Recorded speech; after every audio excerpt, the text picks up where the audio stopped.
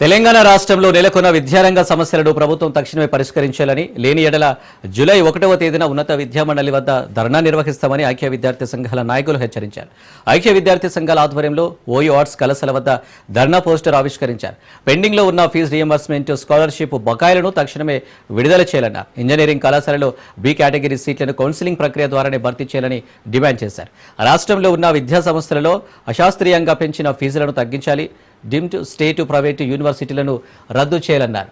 యూనివర్సిటీలలో అధ్యాపకుల పోస్టులను భర్తీ చేయాలి, నిబంధనలను పాటించని గుర్తింపు లేని విద్యా సంస్థలను రద్దు చేయాలని ఆయన అన్నారు. నూతన జాతీయ విద్యా విధానాన్ని రద్దు చేయాలని డిమాండ్ చేశారు.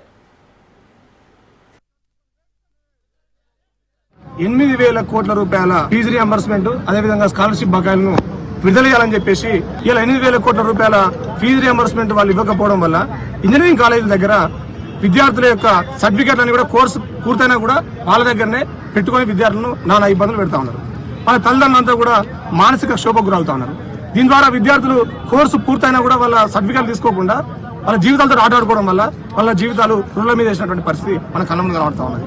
మేమేమంటున్నామంటే తక్షణమే ప్రభుత్వాలు, రేవంత్ రెడ్డి ప్రభుత్వం ఈ 8,000 కోట్ల ఫీజు రియంబర్స్మెంట్ విడుదల చేయాలని చెప్పేసి, అదేవిధంగా బి కేటగిరీ సీట్లు మీరు కౌన్సిలింగ్ ద్వారా నిర్వహించాలని చెప్పేసి మేము డిమాండ్ చేస్తాను. ఎందుకంటే నీకు ఒకవైపు కౌన్సిలింగ్ స్టార్టే కాలేదు, వీళ్ళు బి కేటగిరీ సీట్లను ఒక్కొక్క సిఎస్సి సీట్ను 15 లక్షల నుంచి మొదలు పెడితే 18 లక్షలు అంగట్లో సరుకులాగా విచ్చలవిడిగా అమ్ముతా ఉన్నారు. అదేవిధంగా కాలేజీలలో మేము ఇష్టారీతిలో ఫీజులు పెంచుకుంటామని చెప్పేసి వాళ్ళు నిన్న రేవంత్ రెడ్డి గారు జరిపిన రివ్యూ మీటింగ్ కూడా వాళ్ళు వెళ్ళడం జరిగింది.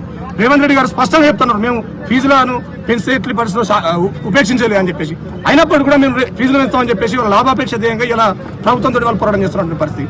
తక్షణమే అశాస్త్రీయంగా పెంచిన ఫీజులను తగ్గించాలని చెప్పేసి డిమాండ్ చేస్తాను. ఫీజు రియంబర్స్మెంట్ తక్షణమే రిలీజ్ చేయాలని చెప్పేసి మేము ప్రధాన డిమాండ్ తోటి జూలై 1వ తారీఖు మేము ఇక్కడ mass of bank higher education council ముందు ఒక ధర్నా నిర్వహిస్తా ఉన్నాం. అన్ని విద్యార్థి సంఘాల ఆధ్వర్యంలో పెద్ద ఎత్తున విద్యార్థులందరూ పాల్గొని మన డిమాండ్ నెరవేరే వరకు కూడా మన పోరాటాన్ని కొనసాగించాలని కాలేజ్ వేదికగా ఐక్య విద్యార్థి సంఘాల జేఏసీ ఆధ్వర్యంలో పెండింగ్ లో ఉన్న స్కాలర్షిప్స్ మరియు ఫీజు రియంబర్స్మెంట్ ని వెంటనే విడుదల చేయాలని ప్రభుత్వాన్ని డిమాండ్ చేస్తూ గత ప్రభుత్వం కావచ్చు, ఈ ప్రభుత్వం కావచ్చు, విద్యారంగం మీద చూపిస్తున్నటువంటి వివక్షతని, విధానాన్ని, తీరుని ఎండగడుతూ విద్యార్థి సంఘాల ఆధ్వర్యంలో ప్రెస్ మీట్ నిర్వహించడం జరిగింది.